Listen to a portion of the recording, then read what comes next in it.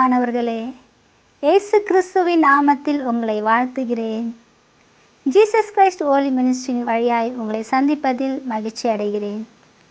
இந்த நாள் நாம் பார்க்க போகிற வார்த்தை என்னவென்றால், ஓசியா 4ஆம் அதிகாரத்தில் 6வது வசனத்தில், என் ஜனங்கள் அறிவில்லாமையினால் சங்காரமாகிறார்கள். ஆம், கர்த்தர் சொல்லுகிறார், என் ஜனங்கள் அறிவில்லாமையினால் சங்காரமாகிறார்களாம். என்ன அறிவுனா, தேவனை அறிகிற அறிவு இல்லாததினால தான் இன்றைக்கு ஜனங்கள் சங்கரிக்கப்படுகிறார்கள். நிறைய பேர் இன்றைக்கு சாத்தானுடைய வலையில சிக்கி தவித்து கொண்டிருக்கிறார்கள். அவர்களுக்கு அறிவு இல்லை. அது காரணம் என்னவென்றால் அவர்களுடைய அறியாமை. கர்த்தரை அறிகிற அறிவு இல்லாததுனால தான் ஜனங்கள் தன் மனம் போன போக்கிலே போய் இன்றைக்கு நிறைய பேர் மடிந்து கொண்டிருக்கிறார்கள். பாவத்தில் மடிந்து கொண்டிருக்கிறார்கள். பாவத்தின் மிகுதியினால், அறியாமையினால் நிறந்து கொண்டிருக்கிறார்கள். மிக துக்ககரமான காரியங்கள் இந்த உலகத்தில் நடந்து கொண்டிருக்கிறது. எங்கு பார்த்தாலும் மரணம், எங்கு பார்த்தாலும் அழுகுரல். ஆம், இந்த கரூர் சம்பவத்தை நாம் நினைத்து பார்க்கும்போது இந்த நாளில் எத்தனை குடும்பங்களில் இன்றைக்கு மரண செய்திகள், துக்க நாட்கள். ஆம், நிறைய பேர் இன்றைக்கு அழுது கொண்டிருந்தார்கள். தமிழ்நாட்டில் எல்லாருடைய கண்களும் கலங்கி கொண்டிருந்தது. ஒருத்தர் சொல்லுகிறார், என் மனைவி என் குழந்தை கூட்டத்தில் மரித்து போனார்கள் என்று.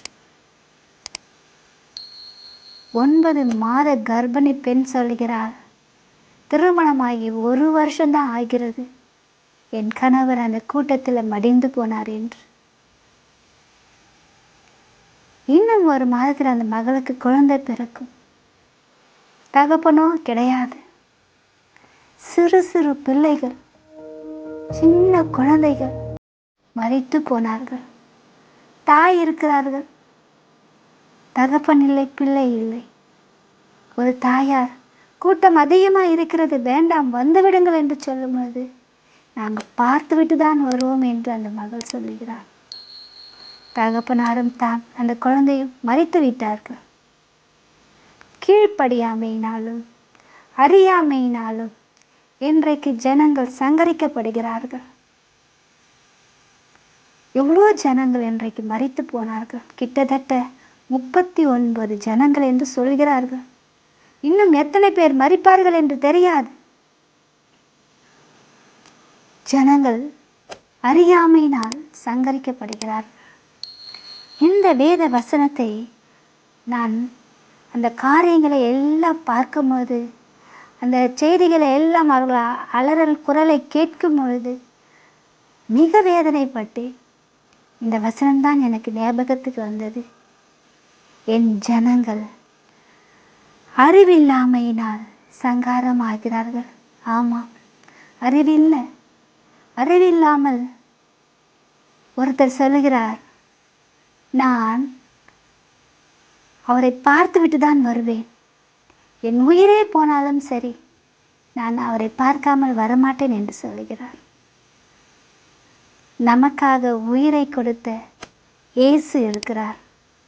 நமக்காக உயிரை கொடுத்த இயேசு யார் என்று தெரியாமல், இயேசு எதற்காக இந்த பூமியில வந்தார், எதற்காக மரித்தார், நம்ம எல்லாம் யாரு, நம்ம இந்த உலகத்தில் பிறந்து வாழ்ந்து கொண்டிருக்கிறோமே, நம்ம மரித்தால் எங்கு போவோம், மரித்த மறு வினாடி நம்ம எங்கே போய் சேருவோம் என்ற அறிவு இல்லாமையினால இன்றைக்கு ஜனங்கள் மரித்து கொண்டிருக்கிறார்கள். மரித்த மறு வினாடி என்ன நடக்கும் என்ற அறிவு ஜனங்களுக்கு கிடையாது. மரித்த மறு வினாடி நாம் எங்கு போவோம், நாம் எங்கு நம் நாட்களை கழிப்போம், ஜனங்களுக்கு அந்த அறிவு கிடையாது. அதனால்தான் தன் மனம் போன போக்கிலே போய்கொண்டிருக்கிறார்கள். கண்ணில் பார்க்கிறதெல்லாம் இச்சித்து அந்த பாவங்களில் விழுந்து இன்றைக்கு மாயினால சங்கரிக்கப்பட்டு கொண்டிருக்கிறார்கள். ஆம், எல்லாம் மாயையான காரியங்களுக்காக உதவாத காரியங்களுக்காக இன்று மரித்து கொண்டிருக்கிறார்கள். தேவனை அறிகிற அறிவு ஒவ்வொரு ஜனங்களுக்கும் வேண்டும். இந்த பூமியில பிறந்த ஒவ்வொரு ஆட்களுக்குள்ளும் ஒரு ஆத்மா இருக்கிறது. அந்த ஆத்மா விலையேற பெற்றது. அந்த ஆத்மா நித்தியமாய் வாழக்கூடியது. அது ஜீவன் உள்ளது. இந்த ஆத்மாவுடைய விலை மதிப்பு என்னென்று தெரியாத ஜனங்கள் தான் இன்றைக்கு மரித்து கொண்டு இருக்கிறார்கள். அதனுடைய விலை என்ன என்று இயேசு கிறிஸ்துவுக்கு தெரிந்ததுனாலதான் அவர் நமக்காக ஜீவனை கொடுப்பதற்காக இந்த பூமியில வந்தார். ஏன்னா அவருக்கு ஆத்மாவுடைய விலை என்னன்னு தெரியும். அது விலையேற பெற்றதா இருப்பதுனாலதான், அது நித்தியமாய் நம்மளோடு கூட நம் இயேசுவோடு கூட இருக்கணும் என்பதற்காகவே இயேசு நம்மை தேடி வந்தார். எனக்கு பிரியமான தேவனுடைய பிள்ளைகளே, இந்த நாளில் இந்த கரூர் சம்பவம் 39 பேர்கள் இறந்து போனார்கள். இந்த 39 பேர்கள் இறந்து போனார்கள் என்று சொல்லுகிறார்கள். ஆனால் உண்மையில் எத்தனை பேர்கள் இறப்பார்களோ, இறந்து போனார்களோ, இனி என்ன நடக்குமோ தெரியாது. எத்தனையோ பேர்கள் உயிருக்கு போராடி கொண்டு இருக்கலாம். எத்தனையோ பேர்கள் ஹாஸ்பிட்டலில் அடிபட்டு காணப்படலாம். இந்த காட்சிகளை பார்க்கும்போது மிக வேதனையான காட்சி. சிறு பிள்ளைகள் மிதிவுண்டு இறந்து போகிறார்கள்.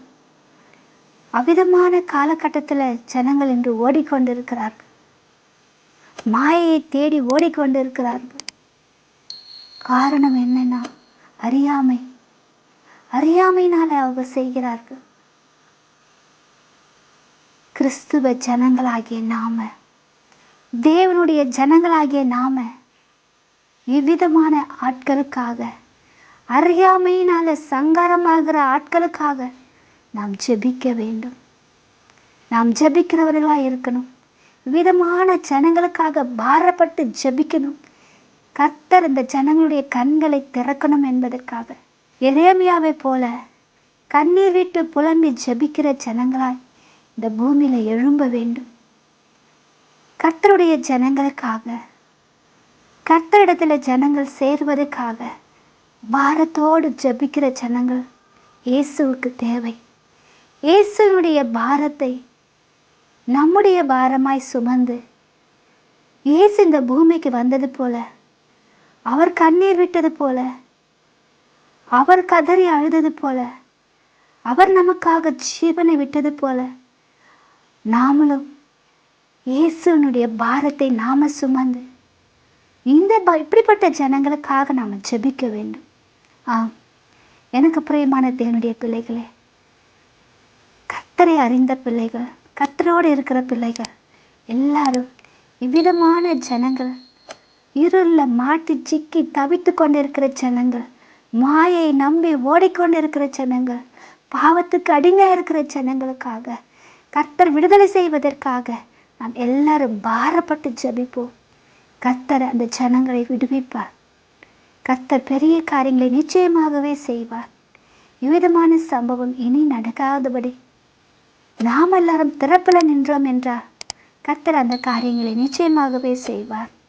இவ்விதமான ஜனங்களை கர்த்தர் தப்பு வைப்பார். ஆகையால் நாம் இப்பொழுதே ஜெபிக்கிறவர்களாய் உட்படுவோமா?